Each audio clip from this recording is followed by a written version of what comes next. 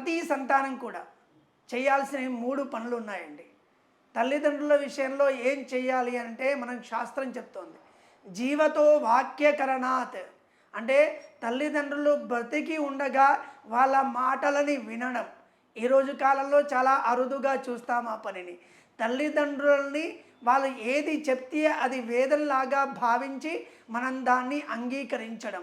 ఎందుకంటే తల్లిదండ్రులు ఎంతో అనుభవంతో ఎంతో ఆలోచించే మనకు ఒక మాట చెప్తారు.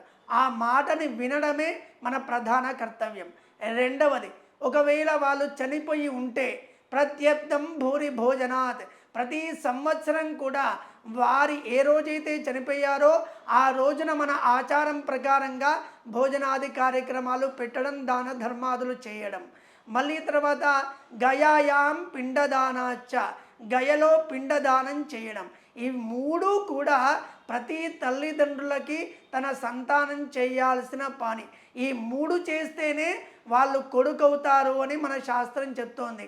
మొదలుగా జీవించి ఉన్నప్పుడు వాళ్ళ మాటని పెడచెవిలో పెట్టకుండా వాళ్ళ మాటను విని వాళ్ళ ఆశీర్వాదం తీసుకోవడం. తర్వాత మనం చెప్పిన విషయాలన్నీ పాటిస్తూ మీరు జీవితంలో సుఖంగా ఉండడానికి తల్లిదండ్రుల ఆశీర్వాదమే ప్రధానం.